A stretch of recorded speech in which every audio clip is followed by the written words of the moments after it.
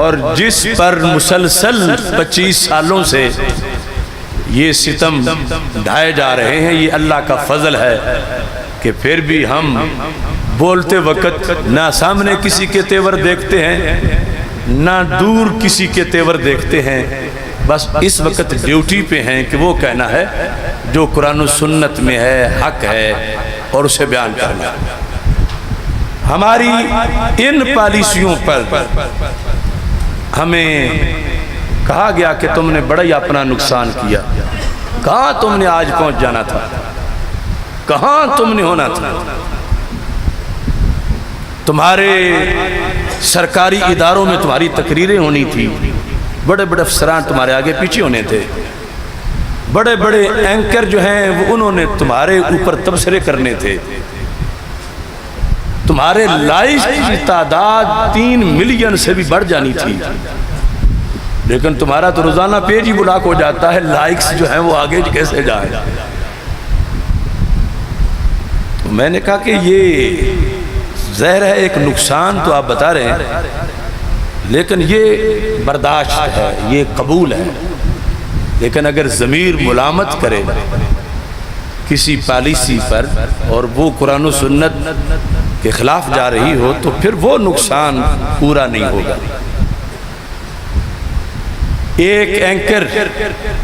کہ جس کی میں نے کلاس لی تھی، اگر تمہیں یاد ہو، ابھی غازی صاحب نے سور نہیں مارا تھا، اس وقت جب مطلقاً 295C پر بات ہوتی تھی اور وہ بگھوڑا بھونکتا تھا ٹی وی پر 295C کو، میں نے اس کی کلاس لی۔ اب وہ کس طرح میری شان بیان کرے آج؟ اس نے تو لوگ کے کچھ کرنا ہے، وہ کیسے میری شان بیان کرے؟ یا سمجھو جو آج میں نے ڈیزل کو نرخ لگایا ہے، ریٹ بتایا ہے ڈیزل کو، اب کل یہ ڈیزل میری حمایت میں قصیدے لکھے گا کہ بہت نابغہ روزگار ہے، کیا ہے، واہ ہے، یہ ہے، وہ ہے، نہیں لکھ سکتا، کیونکہ ہم نے حق بیانی میں یہ نہیں دیکھا کہ کون کون ناراض ہوگا، علمی شخصیت مجروح ہو جائے گی، کوئی یہ نہیں کہے گا کہ یہ تو بڑے جہاں دیدہ ہیں، بڑے براڈ مائنڈڈ ہیں، بڑی وسیع النظر ہیں، ان کی تو بڑی کھلی سوچ ہے، یہ تو سب کو ساتھ لے کے چلتے ہیں، ان کے تو سارے ہی ہاتھ چومتے ہیں۔ تو اب دونوں میں سے ایک کام ہی ہو سکتا ہے کہ کوئی طارق ذلیل جیسا ہمارے قصیدے پڑھ لے، یا فضل الرحمن جیسا ہماری حریت اور امامت کے قصیدے پڑھے، یا وہ ہمیں گالیاں دیں لیکن ہم غلام رضا بن کر زندگی میں جیئیں۔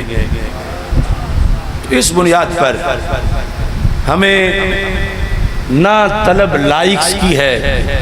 کہ پیج میں اتنے لائکس ہونے چاہیے، نہ کہ ایوان اقتدار میں وزیر اعظم کے دائیں بائیں کوئی قریب کرسی ہو یا آخری کونے میں کہیں مل جائے،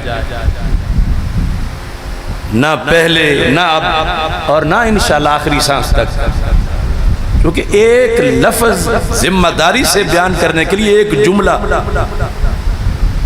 کئی سال پیٹ پہ پتھر باندھنا پڑتا ہے، تب وہ بندہ بلا جھجک بول سکتا ہے کہ اس کا ضمیر اسے ملامت نہ کرے۔ تو جب سے ہمیں لوگ جاننے لگے ہیں، جو لوگ سوداگری کرتے ہیں، خریدتے ہیں، بولتے ہیں، آتے جاتے ہیں، اس وقت سے لے کر آج تک یہ ساری صورتحال اللہ کے فضل سے یوں ہی گزر رہی ہے۔ مجھے سوداگروں نے آ کے یہ بھی کہا کہ پی ایچ ڈی بندہ ہو اور دروغہ والا کے دھوئیں میں بیٹھا ہو، جہاں کی اینٹیں دھوئیں کی وجہ سے اپنا رنگ ہی کھو بیٹھی ہوں، تو یہ بہت بڑا ظلم ہے۔ تمہارے جیسا بندہ سنگ مر کے مرکز میں ہونا چاہیے،